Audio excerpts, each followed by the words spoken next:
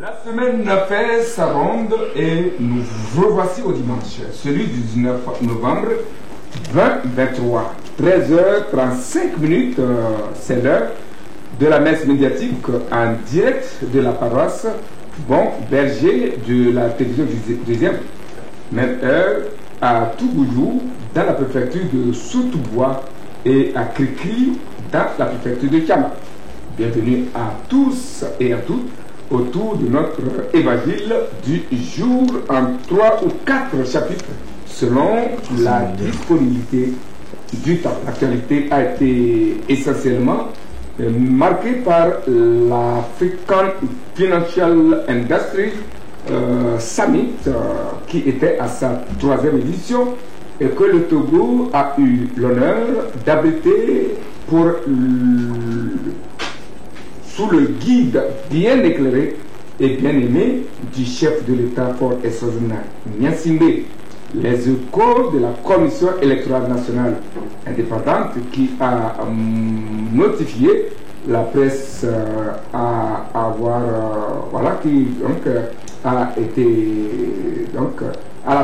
qui a notifié à la presse, avoir reçu le OK de l'Organisation internationale de la francophonie OIF par rapport au fichier électoral issu du dernier recensement des éliminatoires du mondial 2026, dont la première sortie des éperviers fait saliver un tout petit peu, puis la tempête qui souffle sur la presse togolaise avec l'affaire des 400 millions de francs volés au domicile d'un ministre et qui a évité les rédactions de tous les journaux et fait vibrer les toiles. Tous ces chapitres à égrener avec des journalistes ici présents.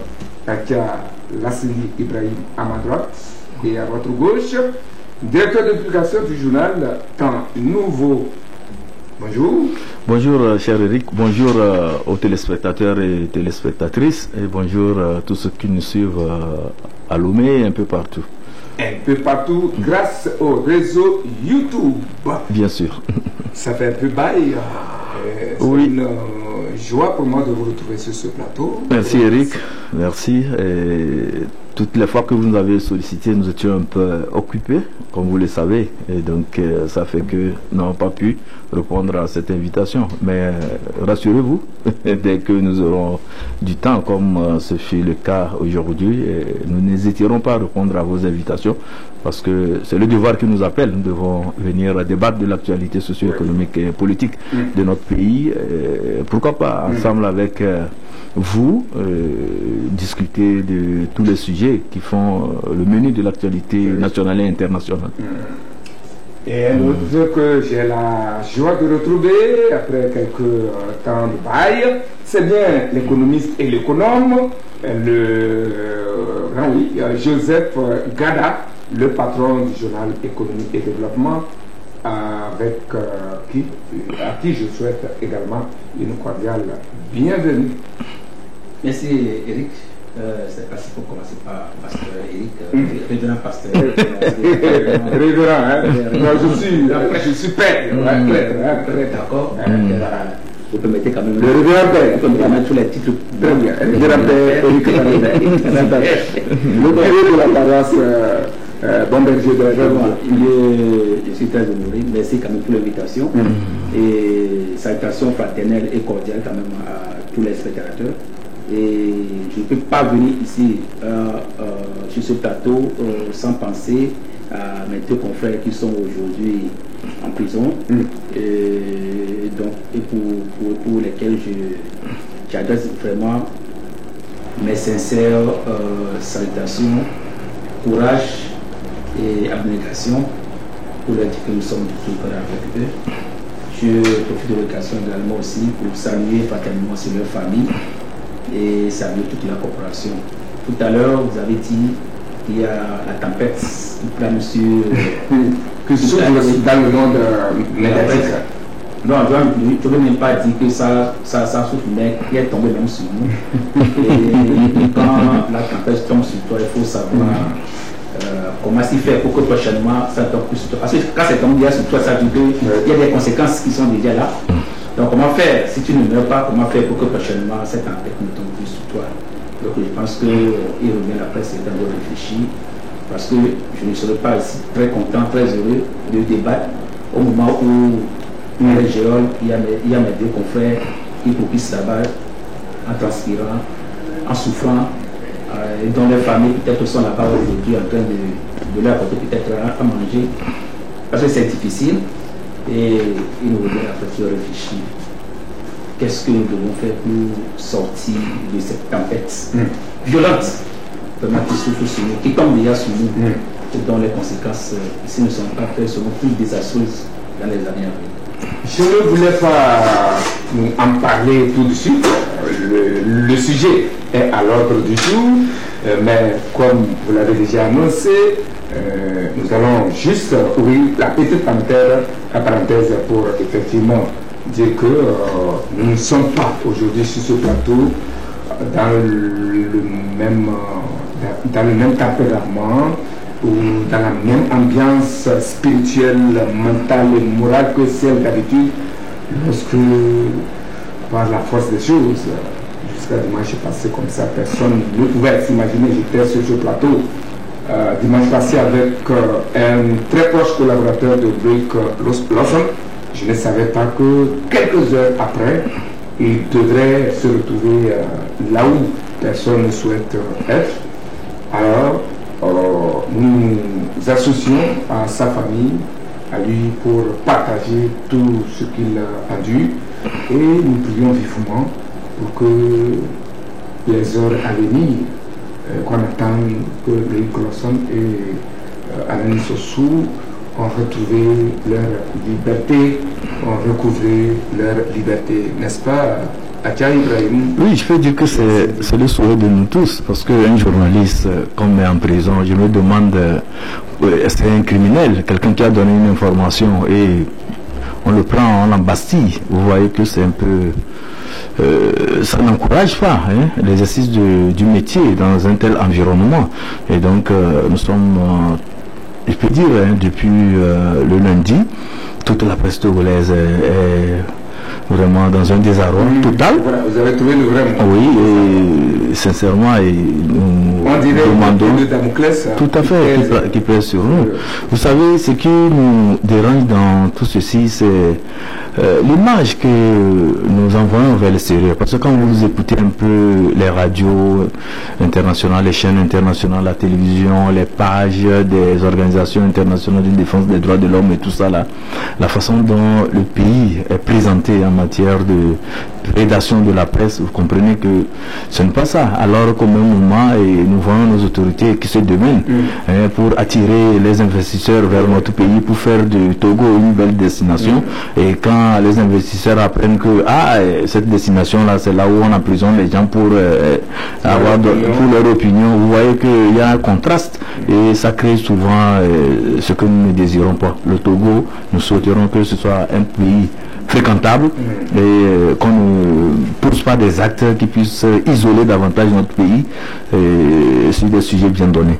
Donc toute la presse, sincèrement, et toutes les rédactions sont vraiment très gênées par cette situation. Nous souhaiterions que les choses évoluent le plus rapidement possible pour que nos confrères puissent recouvrer leur liberté, puissent revenir dans leur rédaction, puissent travailler pour l'édification de notre nation. Quand nous prenons Loïc Lawson, vous savez, flambeau des démocrates, quoi qu'on dise, c'est un journal qui travaille aussi pour reconstruire l'image du pays. C'est un journal qui travaille pour donner de l'information, pour vendre cher notre pays. Et quand de l'UPF, section Togo, tout à fait, vous comprenez. Et à chaque fois qu'il y a des rendez-vous au plan international, on le voit représenter la presse togolaise, on le voit aussi placer un mot au nom de la presse togolaise. Et c'est le pays aussi qu'il vend comme ça. Il est en train de rehausser l'image du pays. Bon, pour une information qu'on estime on estime bien évidemment, parce que nous ne sommes pas encore pas fondés, bien évidemment. Ou fondés à moitié, bon, nous ne pouvons rien dire pour le moment, parce qu'à l'allure de la procédure, on ne peut pas dire si effectivement il y a eu vol ou pas, et si effectivement c'est le montant qui a été surestimé, ou bien bon, on ne sait pas ce qu'il faut dire, bien sûr, évaluer. Donc il se pose un sérieux problème, mais ce que nous voudrons, c'est que les confrères retournent à la maison, même si le procès, la procédure doit continuer, mais qu'ils répondent librement. Et entre nous Togolais, quand on prêche la solidarité, la cohésion nationale, le pardon, le vivre ensemble, et c'est des mots qui reviennent à chaque fois que les officiels togolais sont dans des forats, sont sur des plateaux, sont à l'international. Le Togo a fait l'option d'un pays de paix. La paix, ce n'est pas en emprisonnant les gens. Merci beaucoup. Comme je le disais, c'est juste une parenthèse. Le sujet est à l'ordre du jour, vers la fin de la messe. Mais il était de bon ton quand même qu'on puisse rentrer dans cette messe avec ce message de compassion, de soutien, de vœux de libération à l'endroit de nos confrères avant d'entamer les sujets du jour. La technique est assurée par Amouzou Nessan sur les deux caméras pour le cadrage. De l'autre côté, c'est toujours le fidèle à son poste, Alexandre Tchalemi, qui nous distribue sur vos petits écrans. Moi, je suis Eric Tamandé, le prince héritier de la préfecture de la Bina. En effet, le Togo a eu l'honneur d'accueillir pour la deuxième année consécutive le sommet sur le financement des industries africaines. Une fois encore, le chef de l'État togolais, Faure Essozina-Gnassingbé, en toute élégance et toute éloquence, a impressionné l'assistance à travers son discours d'ouverture plein d'enseignements, d'orientation et surtout de pragmatisme. Joseph, décidément, le titre de capitale des grandes rencontres attribuées au Togo depuis même le temps de feu Gnassingbé Adama continue de se traduire dans les faits, surtout les dire ainsi. Non, mais c'est une fierté quand un pays accueille un tel événement. Et comme vous l'avez dit, le Togo, comme on voit le palmarès du Togo, le Togo a accueilli de ces grands événements depuis les années 90. Oui. Et ce n'est pas la première fois, et ce n'est pas, pour moi, ce n'est pas un trop grand événement. Puisque quand vous parlez tout à l'heure de sommet, ça m'a fait sourire un petit peu. Il faut dire tout simplement, c'est juste une réunion, une réunion organisée par le média Jeune Afrique, qui aujourd'hui, avec son projet, arrive à réunir les économistes et les investisseurs pour parler du sujet de l'économie africaine et de l'investissement en Afrique. Je pense que le Togo a eu le plaisir d'accueillir pour la deuxième édition cet événement. Et moi, personnellement, je suis surpris parce que ce n'est pas un événement qui est dédié au Togo, mais à plusieurs pays. Je me suis posé la question de savoir pourquoi sur le Togo, depuis cette édition, cette deuxième édition consécutive également, et surtout que j'ai des cassettes déplacées personnellement. Alors là, ça me fait beaucoup réfléchir. Et je souhaiterais que prochainement, que ce soit un Togolais aussi qui organise tel événement, que le chef de l'État aussi puisse assister et donner ses impressions telles qu'il a fait dans sa communication, dans son discours d'ouverture. Parce que je constate que depuis un certain moment que le Togo s'offre plus aux étrangers, ce qui fait perdre même le local. Le local ne se sent plus. Et je vous dis, lorsqu'on organise ces événements, et que nous-mêmes, en tant que secteur privé, puisque je viens de venir là, puisque le chef d'État en a parlé, et si le secteur privé ne se retrouve pas dans ce que les gens viennent organiser ici, parce qu'il y a un problème. Je vais commencer par, parce qu'on parle de ce secteur privé, je vais commencer par la presse d'abord. Nous sommes une société de presse et nous faisons partie de ce secteur privé. Lorsqu'on organise ces événements, que vous avez des publicités qui sont faites peut-être sur les chaînes internationales, sur des médias internationaux, sur des sites internationaux, et que nous-mêmes, nous qui sommes ici, nous ne pouvons même pas avoir une seule publicité, nous ne pouvons même pas être invités, nous ne pouvons même pas soumettre des factures Parce qu'il y a un problème et il faut réfléchir là-dessus. Que ça ne sert à rien qu'on accueille des grands événements, que nous-mêmes, qui sommes au pays, nous n'en profitons pas. Ça doit nous faire réfléchir quand le chef de l'État parlait à passer dans son discours qu'il faut une attention particulière au secteur privé. C'est ce que effectivement nous voulons.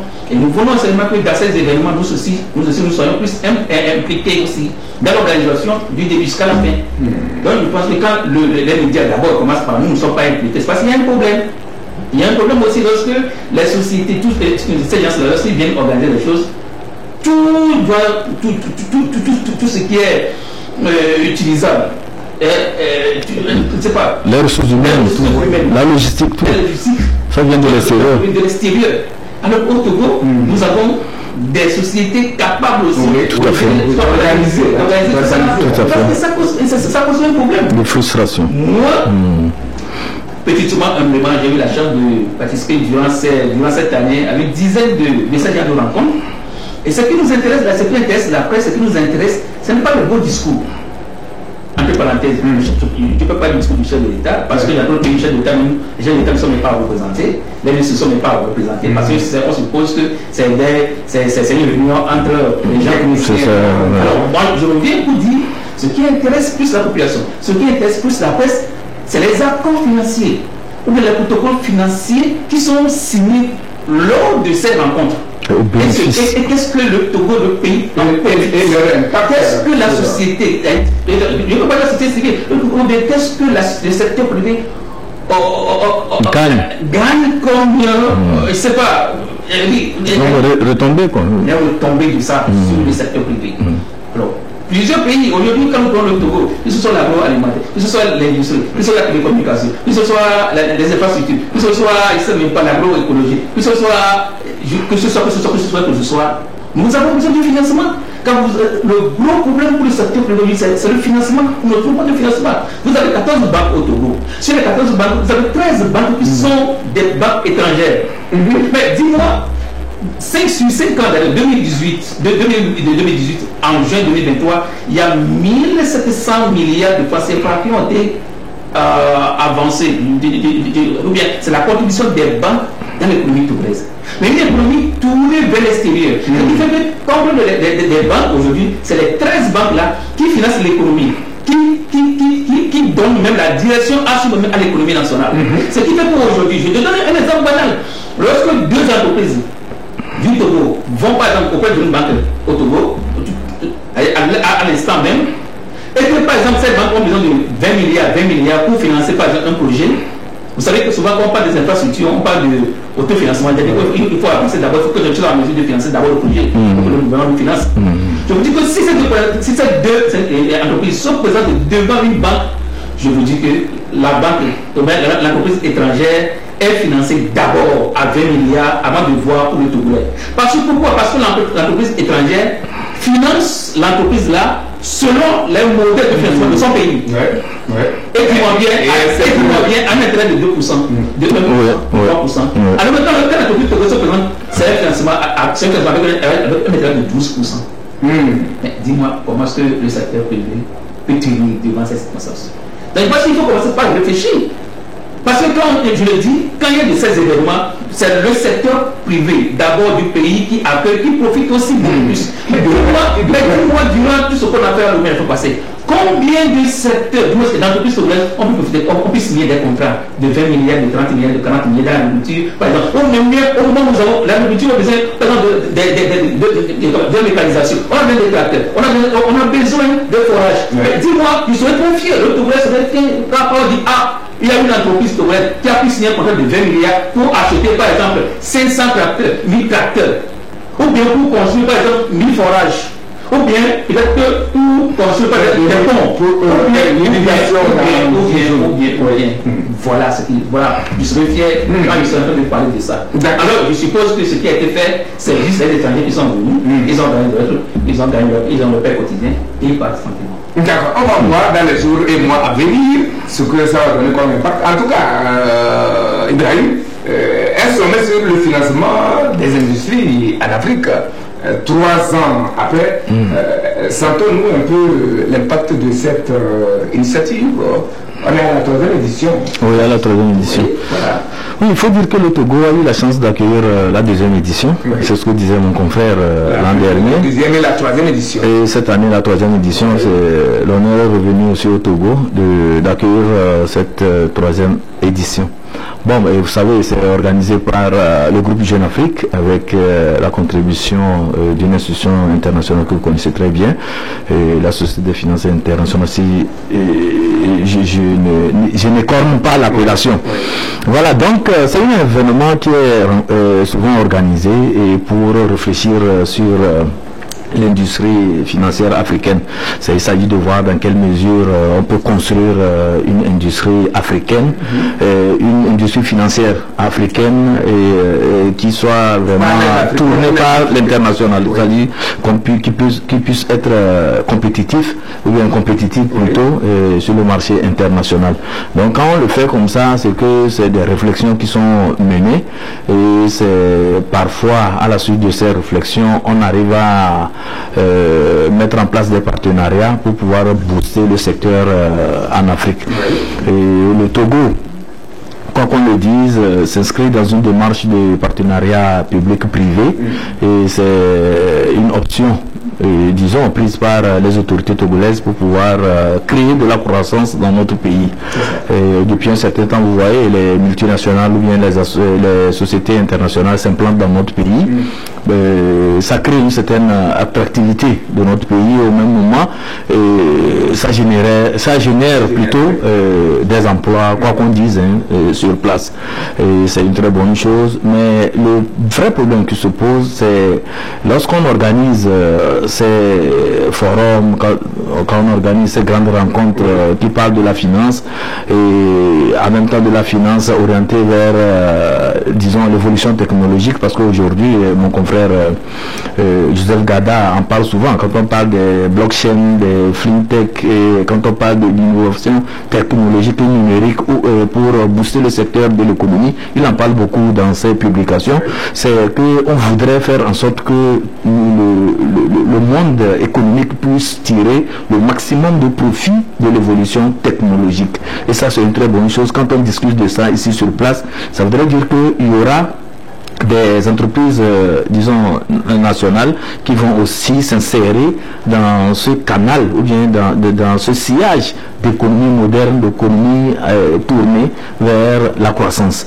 Mais ce qui nous désole, et c'est ce que mon confrère Joseph Gada disait, c'est qu'il y a de ces rencontres, mais on ne sent pas de vrais capitaines d'industrie togolaise qui puissent profiter de ces opportunités. Parce que si une telle rencontre était organisée au Nigeria, vous aurez vu que les Dangote, les Adenuga, voilà, les grands capitaines là de l'industrie pouvaient tirer le maximum de profit de cette rencontre.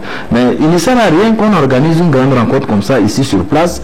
Bon, ça va s'arrêter à l'étape des propositions, à l'étape des promesses d'investissement, mais au finish, on se rend compte que bon, tout a été fait, c'est beau, mais est-ce que nous tirons vraiment le maximum de profit de cette rencontre? Je pense que c'est à ce niveau que nous devons demander de la part de nos autorités, surtout les autorités togolaises, de faire un effort. Parce que ça, quand on dit de créer des capitaines d'industrie, c'est d'abord une volonté politique.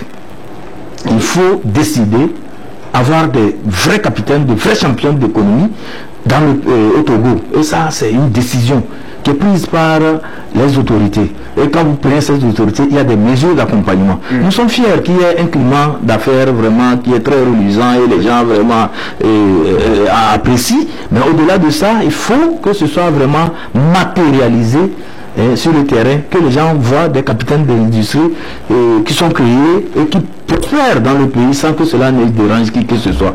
Quand je prends le cas de Obasanjo, le président Obasanjo, nous le citons en exemple parce que un matin, le monsieur s'est levé lorsqu'il était président du Nigeria. Il s'est dit, mais moi Obasanjo, quand je vais quitter le pouvoir, qu'est-ce que l'on va retenir de moi? Obasanjo a dit, il faut que je crée des milliardaires nigériens qui puissent être de grands champions économique sur le continent et impacter la croissance sur le continent. Et ce faisant, il a créé des conditions et c'est là où les Dangote ont émergé, les Adenuga, les grands capitaines d'industrie, de l'aviation, de la raffinerie, un peu de tout. Et aujourd'hui, quand on voit sur le continent africain, les grands patrons d'entreprises nigériens sont vraiment en peau de tête. Et c'est eux qui tirent l'économie du continent. C'est eux qui font tout. C'est parce qu'à un moment donné, il y a un dirigeant visionnaire qui a décidé que le Nigeria puisse s'imposer sur le plan africain en matière d'économie. C'est ça la volonté. Et c'est de cette volonté que nous voulons. Quand des gens commencent par émerger, et vous entendez du jour au lendemain, qu'ils sont brisés, qu'ils sont réduits à néant, pour des considérations que nous serons exposés ici, ça heurte. Et on se demande, mais à quoi sert des industriels au Togo? Bon, aujourd'hui, quand des gens capables. Non, mais aujourd'hui. Non, mais le problème c'est un peu complexe. Oui. Parce que quand vous prenez les BTP, nous sommes surpris quand aujourd'hui, il n'y a aucun Togolais qui puisse avoir cette grande capacité qu'a Ebomaf aujourd'hui pour construire les routes. Est-ce que les Togolais sont aussi fainéants, aussi paresseux, pour ne pas prospérer dans le secteur des BTP? J'en doute, parce que nous connaissons un qui est allé jusqu'à employer jusqu'à 4000 personnes. Un matin, il s'est écroulé. Vous comprenez? Oui. Bon, il y a d'autres secteurs. Quand nous prenons le secteur des mines, quel Togolais s'aventure vers les mines? Et pourtant, aujourd'hui, quand vous allez au Burkina Faso, au Mali, au Niger, en Centrafrique, un peu partout, vous voyez de ces sociétés, au Tchad, de ces sociétés de mines dominées et, disons, dirigés par les nationaux. Aujourd'hui, au Togo, quand vous allez à Dubaï, faites un effort. Vous allez comprendre. Vous allez voir des comptoirs de sociétés dites togolaises qui vendent des mines là-bas. Quand je dis mine, c'est or, diamant et tout ça là. Mais il y a aucun Togolais que vous voyez comme ça. On se connaît entre Togolais, bien évidemment. Vous comprenez ce que je veux dire par là. Donc voilà des réflexions que nous devons mener au cours des prochaines années pour que le Togo puisse aussi, quoi qu'on dise à un moment donné, être fier de ses fils qui prospèrent dans l'économie, qui sont des grands champions en matière de finances internationales et des gens qui puissent aussi être des ambassadeurs du Togo sur le plan économique, sur le plan financier. Le chef de l'État, dans son discours, Joseph d'ouverture, a mis l'accent sur le partenariat public-privé, la suivi, et surtout sur le développement des PME. Alors, bon, c'est un projet qui date de loin, depuis son avènement au pouvoir. Donc, ce partenariat est en cours d'exécution depuis que le chef de l'État a cédé au pouvoir, depuis donc le lancement surtout du plan national du développement, et bien avant ça, avant le plan national du développement, il y avait un autre, la SCAP, tout ça.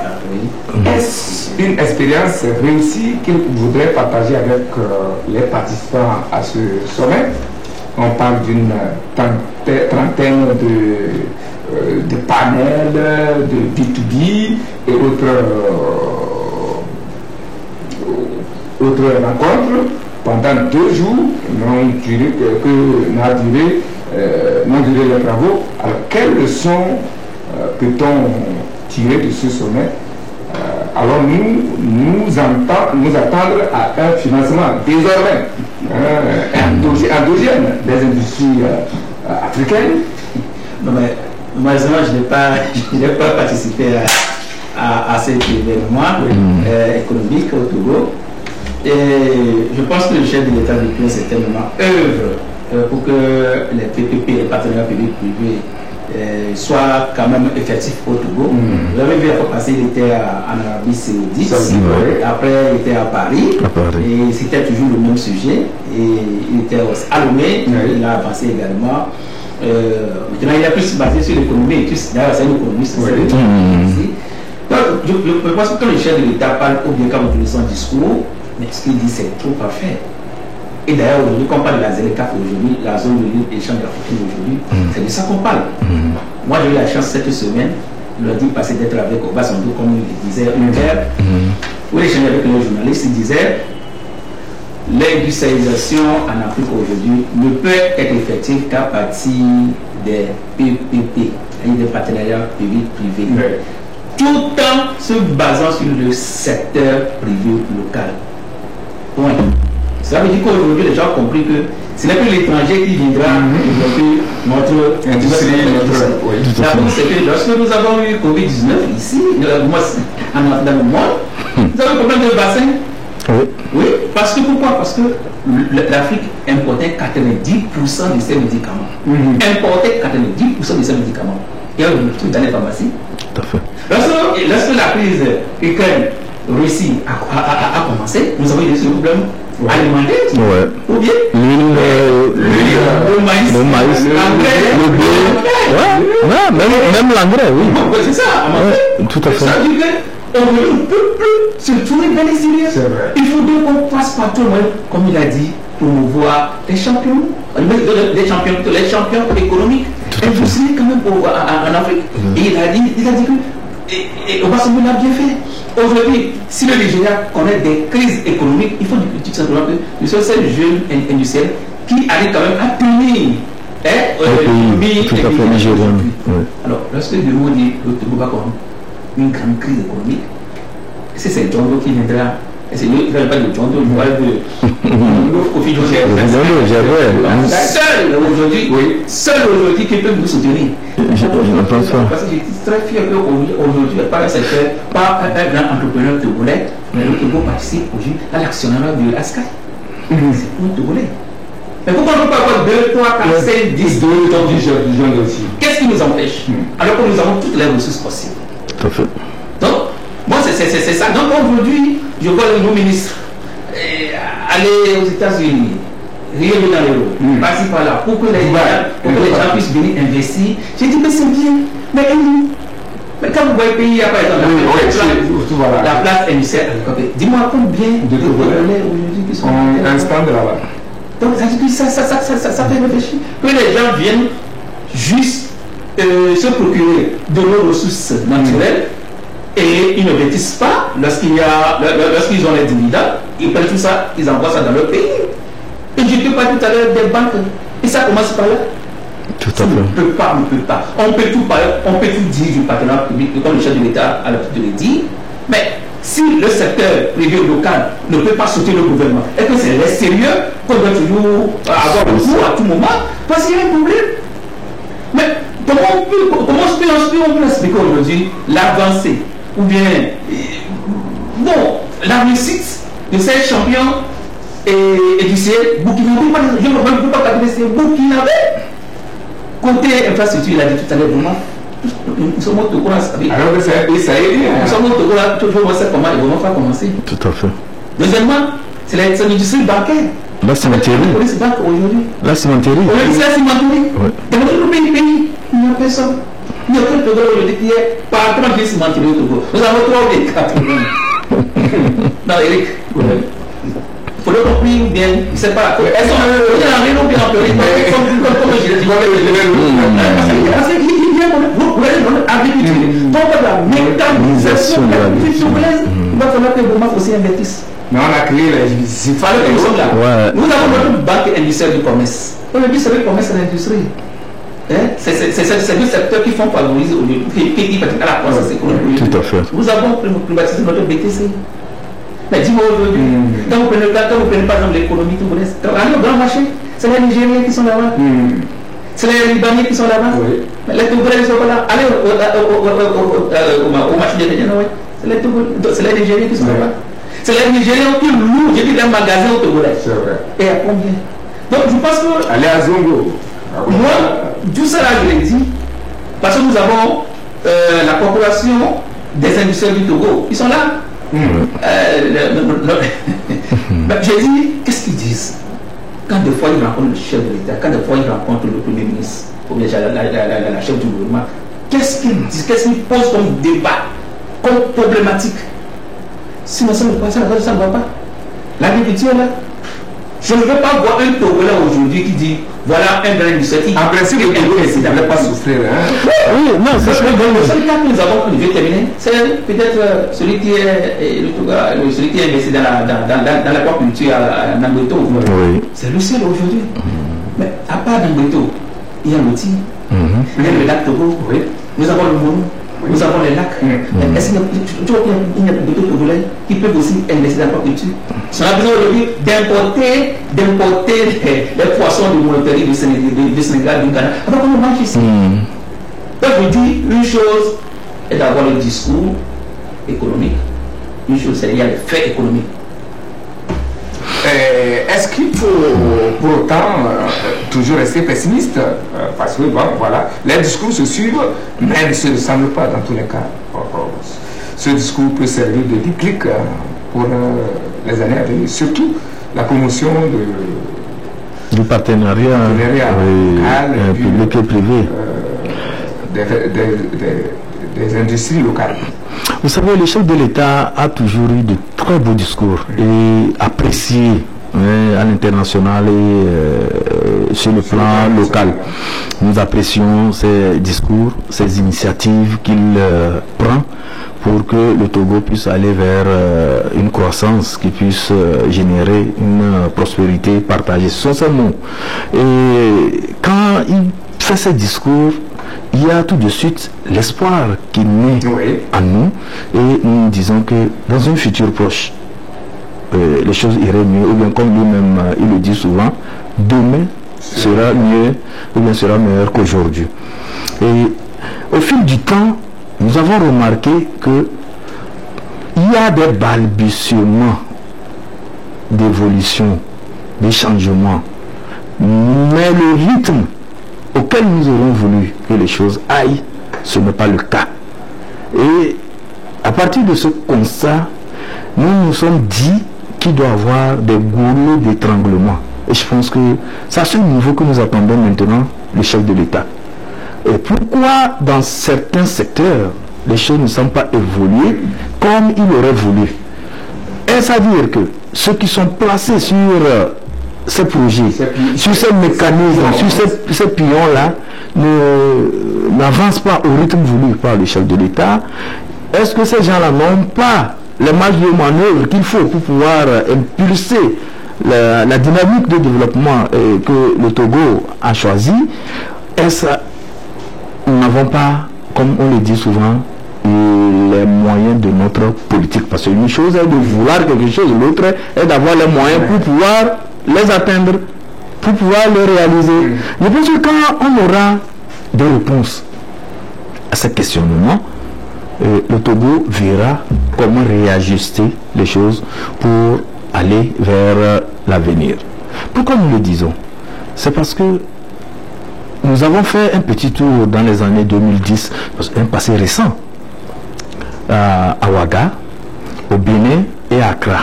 Nous nous sommes retournés après, à partir de 2018, 2019, nous avons vu beaucoup de choses, beaucoup de changements, beaucoup de capacités de mobilisation des énergies locales, ou bien, comme on le dit, endogènes, pour impulser une dynamique de développement, grandeur mature au pays.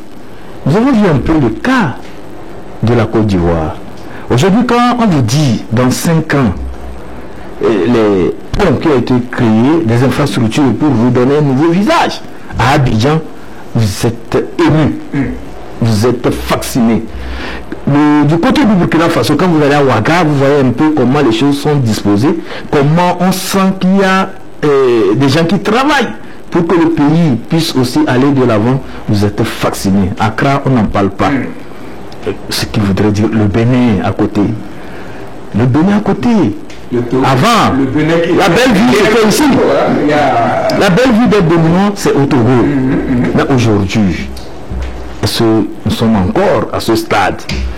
Donc, il va falloir qu'il y ait, comme nous le disons, une prise de conscience collective, suivant le rythme que les autorités veulent qu'on impulse à notre pays, et tous ceux qui ont la chance d'être placés sur des projets œuvrons davantage, travaillons davantage pour notre pays. Parce que comme on le dit, les gens ne comprennent pas jusqu'alors que les États sont en compétition. Les gens ne le comprennent pas pour le moment. Mais je vous dis, dans un futur proche, à l'horizon 2030, les gens comprendront, ils seront devant le fait accompli. Et c'est là où ils réaliseront que nous n'avons pas posé les bons pas, ou bien nous ne sommes pas allés au bon rythme. Pour le moment, quand nous le disons, les gens sont peut-être dans la divagation, ils disent voilà, ils disent qu'est-ce qu'ils racontent, mais ils seront surpris. Donc c'est pourquoi, lorsque la presse prend sur lui l'engagement de questionner certains sujets, de faire des propositions, de demander à ce que certaines choses soient faites autrement pour qu'on ait de bons résultats, ne les prenons pas en aversion. Les journalistes ne sont pas des ennemis, c'est plutôt des gens qui aident, des éveilleurs de conscience, qui donnent des pistes pour que les choses évoluent. Je voulais revenir sur un autre aspect pour vous dire que pourquoi nous n'avons pas de champion au Togo. C'est parce que nous avons pris l'habitude de ne pas nous faire confiance. Il y a ce problème. Nous avons un aspect politique qui hypothèque l'évolution normale de notre pays au point de vue économique, par des replis identitaires absurdes, par des agissements partisans qui ne sont pas de nature à amener le Togo vers l'avant, vers l'émergence.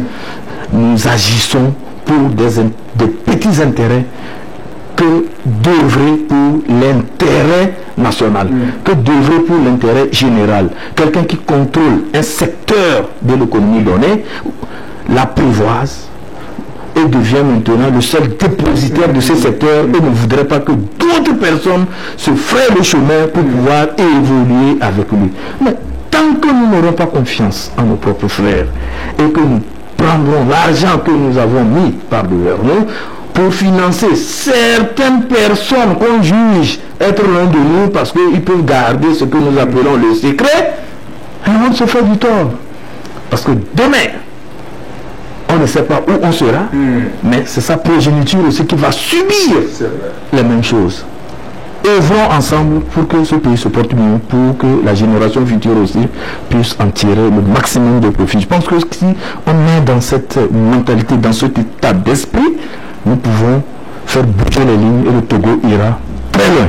En tout cas, comme je l'ai dit dans le lancement, je crois que ce discours du chef de l'État au lancement avait tracé vraiment de très bonnes pistes. Tout à fait. Et pour que, franchement, l'Afrique, pas seulement le Togo, mais l'Afrique dans son ensemble, puisse vraiment se prendre en charge et rapidement décoller. C'était un discours pragmatique, très riche. Tout à fait. En conseil. Et il a été ferme sur certains aspects, surtout sur le partenariat public-privé et sur la promotion des PME et PMI. C'est ça. Je crois que, comme vous l'avez dit, il faudrait libéraliser les esprits, les énergies, tout ça là. Et que on travaille ensemble, quoi.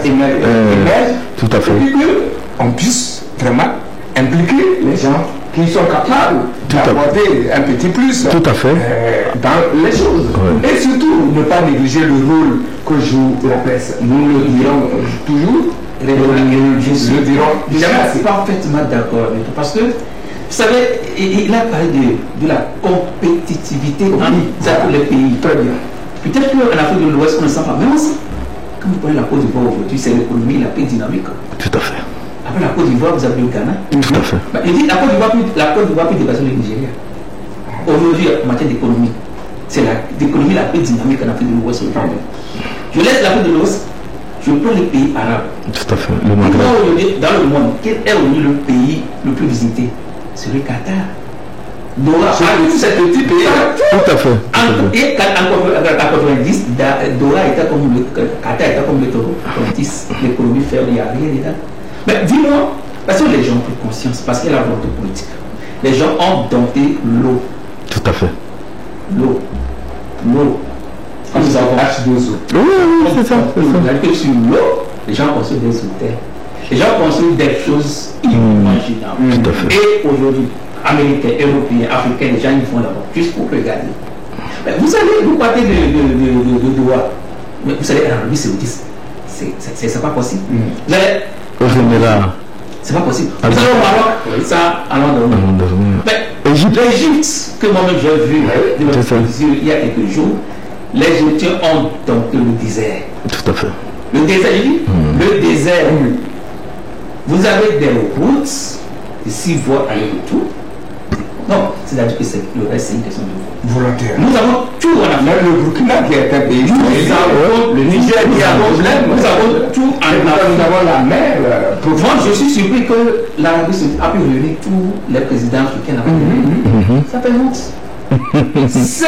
Ces réunions-là, il faut que l'Afrique arrive à supprimer ça.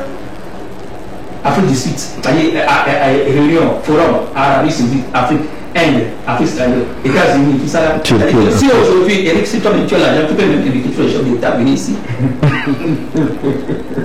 C'est pour cette histoire-là. Alors, chaque jour, les Européens même disent, ou bien les Européens même disent, l'avenir du monde, c'est l'Afrique.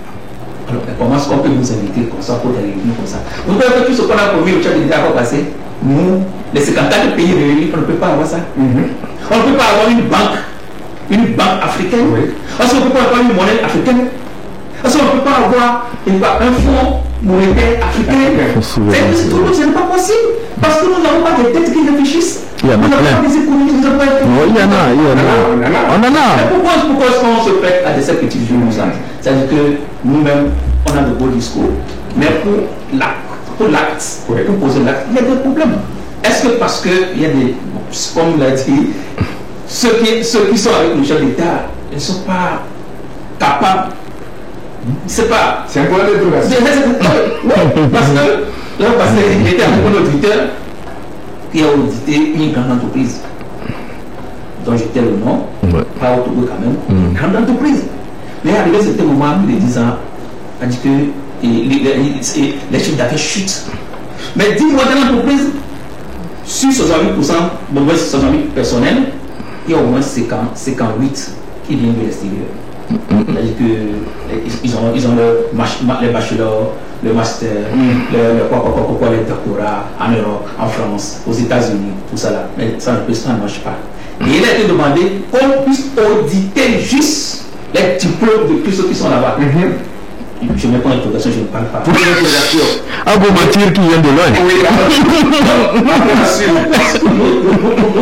on n'arrive pas à décoller. C'est ça. Parce que, et puis, on a fait complètement la différence. Vous savez que c'est les Togolais qui font le beau temps, qui font fonctionner certaines industries ailleurs. Ah non, bien sûr. Est-ce que vous savez que le pays africain a travaillé à la NASA, National, quelque chose, aux États-Unis, c'est un Togolais. C'est possible. Il y en a plein. Ils sont pleins. Au Canada, on n'en parle pas. Il y en a qui sont dans Boeing, qui sont dans la chose, dans l'électronique poussée. Il y en a plein. Il y a des Togolais. Non, on ne peut pas. Quand on dit, comment faire venir les gens là? Il faut créer un cadre propice. Il faut créer un cadre propice. Il faut dépolitiser beaucoup de choses. Tout à l'heure, je parlais de la corporation des grandes entreprises du Togo. Donc, il faut que vous ne verrez jamais Dangote au cours d'une élection présidentielle dit Dangote soutient telle personne. Mais pourtant, Dangote soutient. Bien sûr, c'est un citoyen. C'est un citoyen. Mais comment c'est il soutient. Voilà. Mais vous ne verrez jamais Dangote dire Dangote soutient telle personne. Tout ça là. Parce que si Dangote soutient telle personne, si demain changement, il y a un problème. C'est fini. Mais dépolitisons-nous tout. Pour que l'économie puisse avancer. Sinon, vous êtes là aujourd'hui, vous dites que vous soutenez cette personne, vous commettez une gaffe. On vous frappe par exemple l'impôt. Un redressement. Un redressement fiscal. Et vous êtes tout foutu.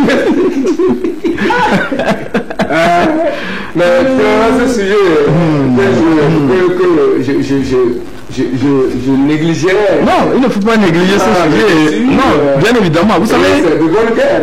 c'est de bonne guerre. Nous parlons de notre pays en dépend. Tout à fait. Nous parlons de la croissance. Oui. Quand on parle de la croissance, il pense qu'il faut vraiment interroger plusieurs secteurs. Vraiment. Mon frère parlait de la maîtrise de l'eau.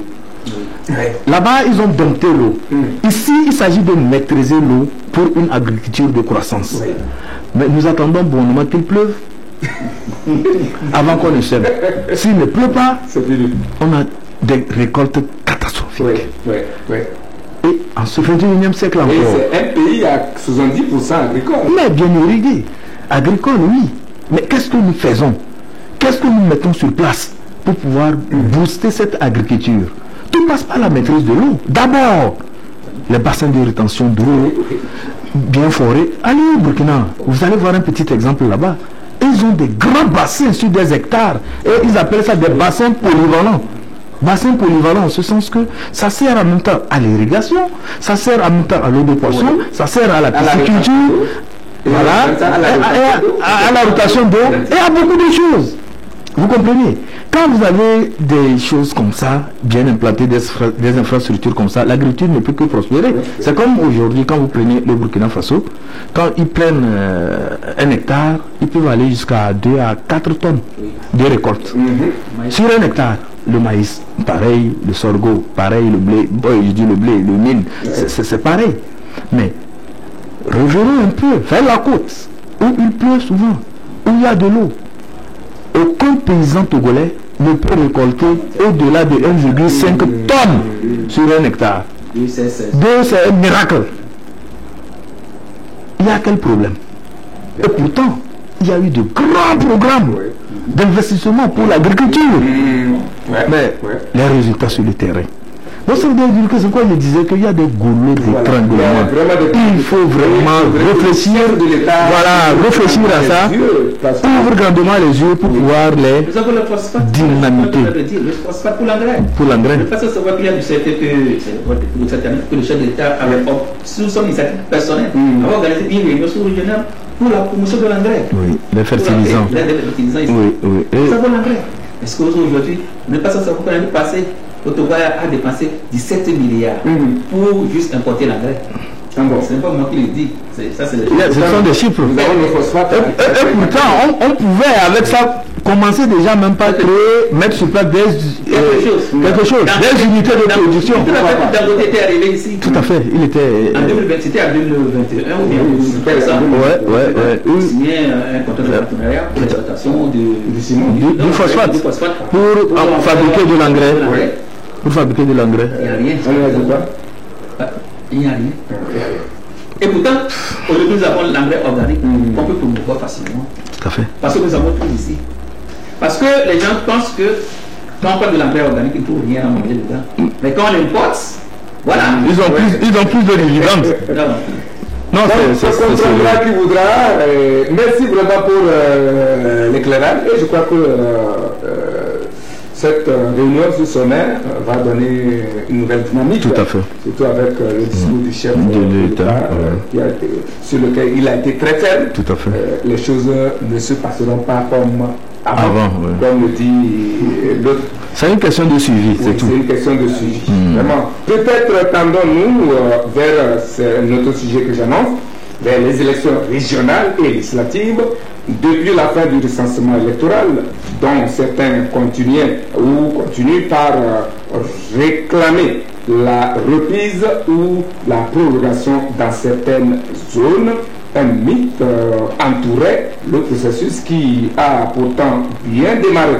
L'Organisation internationale de la francophonie, OIF, vient de trancher en faveur de la CENI et peut-être du gouvernement en validant le fichier qui, selon elle, ne souffre d'aucune irrégularité. Fini les supputations et les tergiversations, n'est-ce pas, Adja Ibrahim? Bon, mais vous savez, l'Organisation internationale de la francophonie est venue aider la CENI donc, à voir la fiabilité du fichier électoral réalisé à la suite du recensement électoral qui a été organisé dans notre pays et à la suite de l'audit C'est-à-dire quand on dit auditer, on fouille, on voit certains paramètres, le serveur, la population totale, et avec les statisticiens qui font des projections pour voir est-ce que cette proportion qu'on a là, est-ce que ça rime avec le dernier recensement de la population qui a été fait. Donc il y a beaucoup de choses qui entrent en ligne de compte et ces experts ont conclu que le fichier que nous avons est un fichier fiable et un fichier crédible qui peut amener le Togo à aller aux élections régionales et législatives projetées pour d'ici la fin de l'année. Bon, on ne sait pas si ça va tenir ou pas, ça c'est une autre manche de la chose. Et donc, une fois que cette organisation, bien ces experts-là ont dit que le fichier est bon, je pense que ça peut déclencher la phase supérieure, la phase disons suivante des opérations du processus électoral. Je pense que bon, on peut voir éventuellement comment organiser le scrutin sur la base de ce fichier électoral. Mais vous savez, nous, au niveau de la presse, ce qui nous intéresse, c'est au-delà de ce satisfait-ci qu'on a exprimé autour de ce fichier électoral, c'est qu'il y a un fait que nous ne devons pas occulter. C'est que jusqu'à la fermeture des bureaux de vote dans la zone A, il y avait des gens qui attendaient pour se faire recenser. C'est un fait.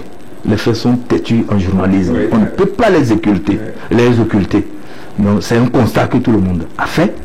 Et si on donne quitus à ce fichier, bon, ça veut dire que on peut dire que il n'y a aucun fichier au monde qui est aussi parfait, mais avec ceci, on peut faire avec. Joseph, les gens se demandent pourquoi avoir attendu aussi longtemps avant de se prononcer et pourquoi c'est par la presse interposée que cela s'est passé. On aurait pu quand même rencontrer les acteurs politiques, pourquoi pas pour les informer officiellement. Bon, d'abord, le temps que ça a pris avant d'être avancé, et ensuite le canal utilisé. Malheureusement, c'est à ce moment qu'on a besoin de la presse.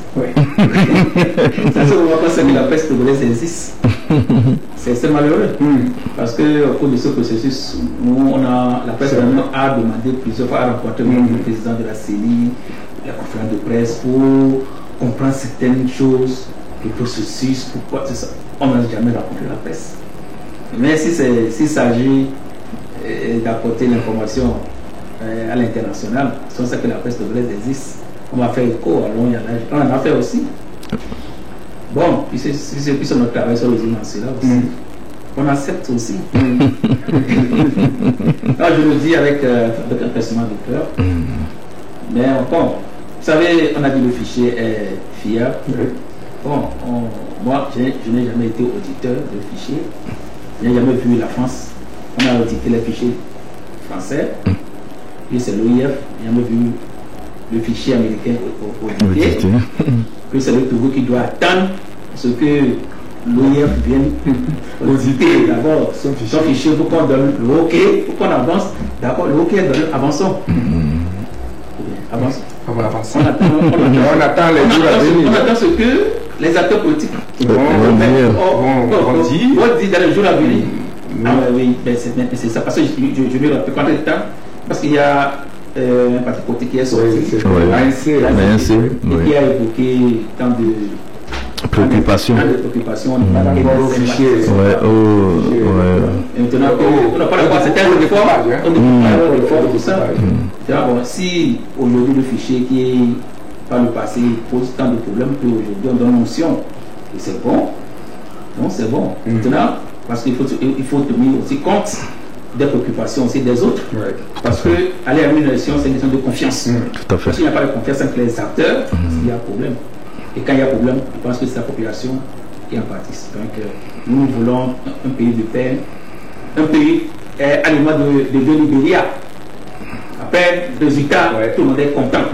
C'est ça. Et les vaincus et les vainqueurs s'embrassent. Voilà ce que nous voulons. Et qu'on a. C'est tout ce qu'on veut. Nous voulons que le Togo soit aussi un modèle. parmi des modèles. Donc, je souhaiterais que en 2024, il y ait effectivement les élections. Parce que moi, ça me fait mal que en 2023, on aurait pu quand même organiser les élections législatives. C'est dit que ce ne soit pas une règle pour le pays. Oui, une règle de trop proroger. Je ne sais pas, de toujours proroger le mandat des gens. Quand on voit nos institutions qui sont là, les gens ont déjà fait un mandat de plus, 2 mandats de plus. On n'arrive pas à les changer. Législative, du moins les députés même qui sont là. Cette année, normalement, cette année-là, on doit même organiser les élections. Pourquoi on ne l'a pas pu organiser? Ce n'est pas encore tard, on n'est qu'en novembre. Je dis. Mais c'est pas évident. C'est pas évident. 3 mois avant. Tout à fait, tout à fait. Ouais, c'est ça. Nous sommes déjà presque à la fin. On ne peut pas continuer des choses comme ça. Ce n'est pas bien. Je dis ce n'est pas bien. Je ne vais pas citer les noms d'institutions. Les mandats sont là. Je suis content. Mais au Togo, il y a des gens qui réfléchissent. On peut. Il faut qu'on change un petit peu les choses. Et les députés sont là tranquilles. Oui, donc jusqu'au prochain, jusqu'au prochain mandat. Donc si le prochain mandat n'est pas là, donc il n'est pas encore arrivé, donc ils sont là, ils sont contents. Et on vit comme ça, le Togo vit comme ça. Après, ça peut dire, bon, on organise un truc pour Covid-19, 45 jours. On est là. Ce n'est pas ça, ce n'est pas ça. Donc moi, je vivement que la CNR du pain sur la page, je ne sais pas ce qui se met. À partir de cet instant, je souhaiterais que le président de la CNR puisse quand même organiser une conférence de presse. Oui. Lui-même. C'est très important. Oui, parce qu'on puisse quand même nous expliquer. On pose des questions sur le processus. Le processus n'est pas aussi fermé. C'est pour les Togo là ou bien. Oui. Bon. Je comprends votre émoi et je crois que le président de la CENI est à l'écoute et qu'il a l'onction maintenant pour déclencher le processus. Et franchement, ils comprennent que la presse est incontournable. C'est elle qui joue à l'apaisement, qui éclaire, qui édifie, pour que les gens ne supputent pas. On va aller au sport. Et je sais que vous aimez ça, le sport. Même si vous n'aimez pas, ces derniers temps, commencez par l'aimer. Les éperviers du Togo ont commencé par rêver, par faire rêver le public togolais, le peuple togolais. Le premier bataillon de Paulo Duarte a failli créer la surprise, n'eût été une erreur défensive. Ils ont résisté face aux dents des crocodiles du Soudan jeudi dernier lors de la première journée des éliminatoires de la Coupe du Monde 2026. Mené à la 17e minute suite à un pénalty transformé par tapis, les éperviers ont volé haut et ont réussi à piquer un crocodile dans leurs griffes pour revenir avec. Un but partout, c'est juste bon pour le moral pour le moment. Y aura-t-il remake de 2005-2006? C'est le 8 ainsi. On pourra commencer par se faire une idée le dimanche prochain face au champion en titre, le Sénégal de Sadio Mané, au stade de Nkege. Chers confrères, Acha, est-ce la fin du mystère et du diabolisme dans le nid des éperviers? On sent que les éperviers veulent faire quelque chose. Les éperviers veulent gagner. Il y a quand même cette volonté, cette rage qui anime les joueurs quand vous les voyez un peu partout sur le stade, que ce soit l'entraîneur aussi, lorsqu'il se confie à la presse, il dit toujours qu'il va améliorer tel, il va faire ci, il va faire ci. Et on voit qu'au fil du temps, les choses semblent s'améliorer. Mais au-delà de tout, est-ce que les éperviers vont nous faire vraiment rêver? La question reste posée. La question reste posée en ce sens que est-ce que nous avons nous avons bâti un socle sur lequel les éperviers vont s'appuyer pour pouvoir bien s'envoler? Ça non. Et on a le courage de le dire. Ça non. Nous n'avons fait aucun travail en interne pour mettre en place, comme on le dit, une rampe sur laquelle va se poser les éperviers pour pouvoir voler encore plus haut. Quand on parle de rampe, c'est quoi? Ce sont les infrastructures sportives. Dites-moi, nous avons combien de stades qui répondent aux normes internationales ici au Togo? Nous avons quelle pépinière? Quand on parle de pépinière, ça veut dire qu'il y a un travail de détection qui est fait et un suivi de cette pépinière jusqu'à les amener à tous les niveaux, de cadet, de junior, jusqu'à l'équipe senior. Ce travail méthodique est conduit dans notre pays. Ça, non.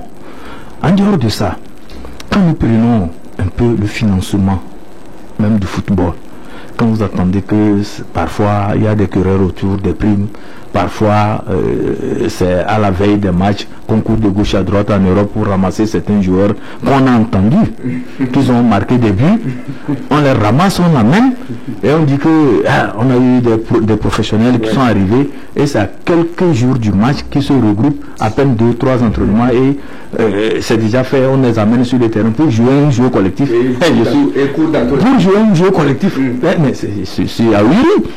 Vous comprenez? Donc il y a un travail qu'il faut faire. Laissons les histoires de non, c'est l'image du pays, tout ça. Là. Vous savez combien de fois nous ne sommes pas allés à la CAN? Ça n'a pas tué le Togo. Donc préparons-nous, faisons un travail méthodique pour pouvoir créer une dynamique qui puisse amener les éperviers, l'équipe nationale togolaise à pouvoir nous faire rêver. Sinon pour l'instant, je ne veux pas que les gens soient déçus, ou bien je ne veux pas aussi qu'il y ait trop de jubilation et après on va déchanter. Mais disons que on va accompagner nos joueurs avec les applaudissements, mais tout en sachant qu'il y a un travail à faire pour pouvoir aller loin. Joseph, c'est vrai que quand le match de déroulait, vous étiez de l'autre côté de l'Égypte, ou bien vous étiez déjà là? Moi, je ne savais pas qu'il y a un match. Vous ne savez pas. Mais il y a le match. Il était en Égypte. Les éperviers ont joué contre le Soudan. Le score, c'est ce que vous avez dit dans mon commentaire, un but partout. Les éperviers ont resté leur but à la 17e minute et à la 43e minute. Ils ont égalisé le premier but, le but des éperviers suite à un penalty par un petit défaut de la défense. Et puis bon, les éperviers ont réussi. Mais j'ai regardé le match de bout à bout. Mais il faut quand même dire que c'était de beaux éperviers que j'ai vus.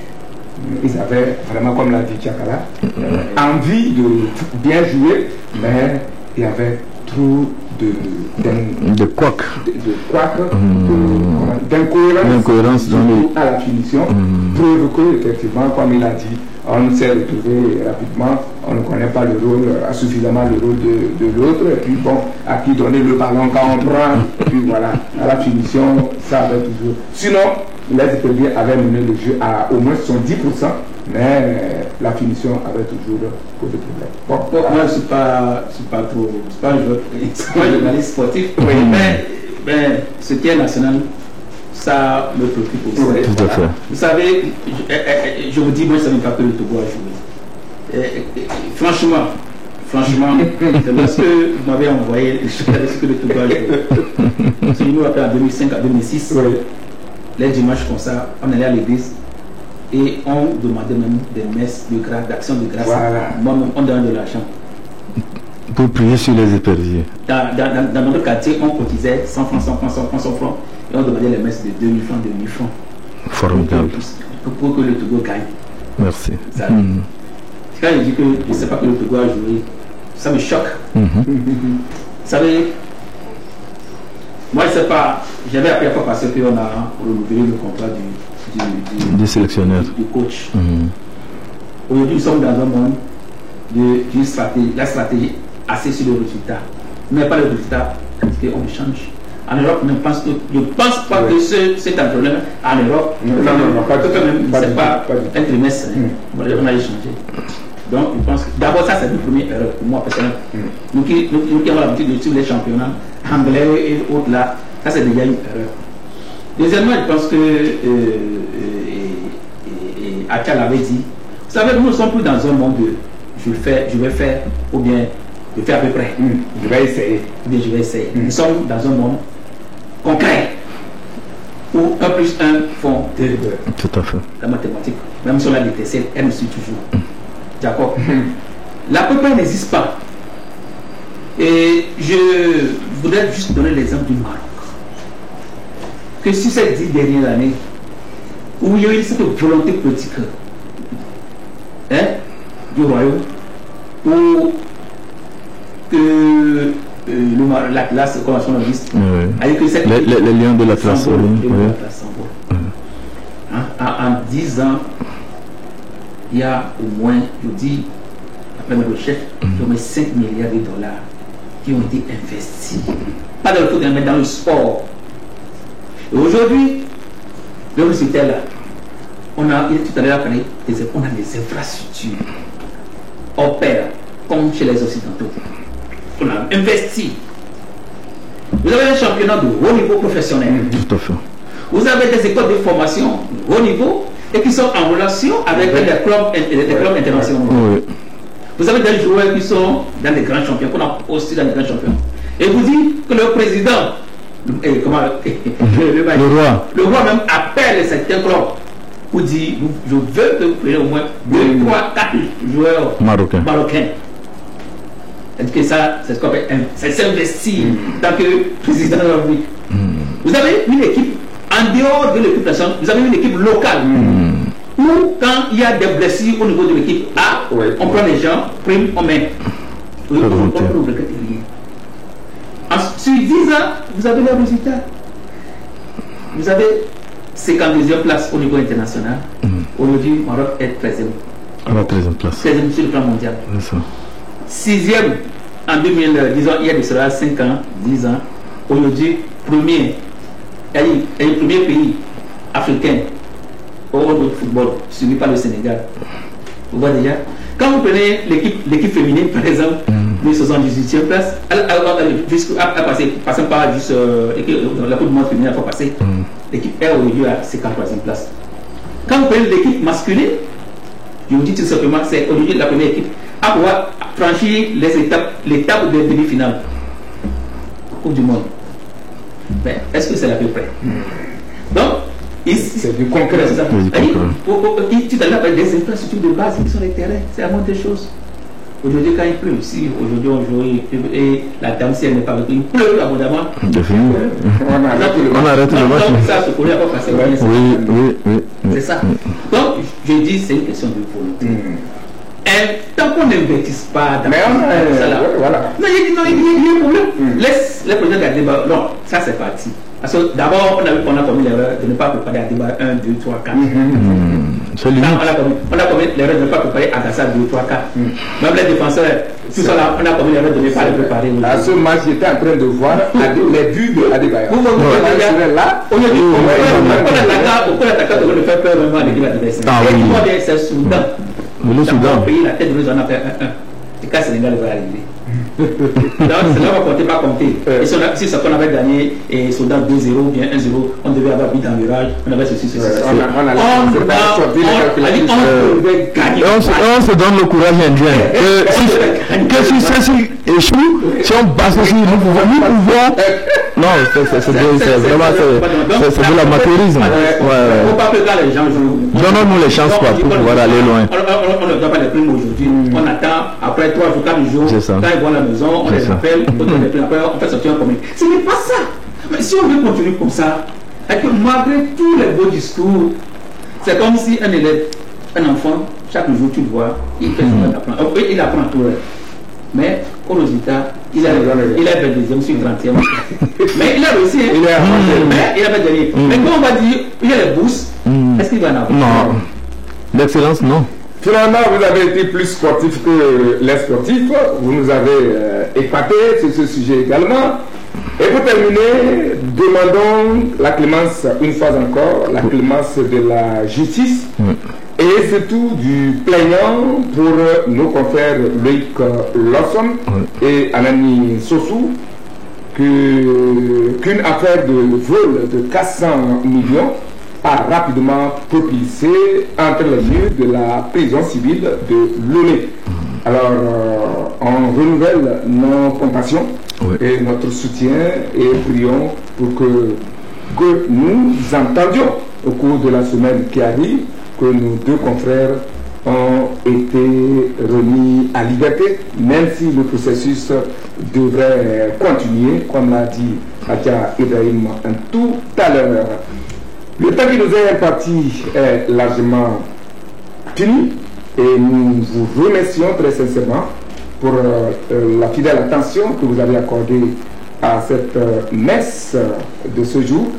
Merci à l'équipe technique qui nous a aidés.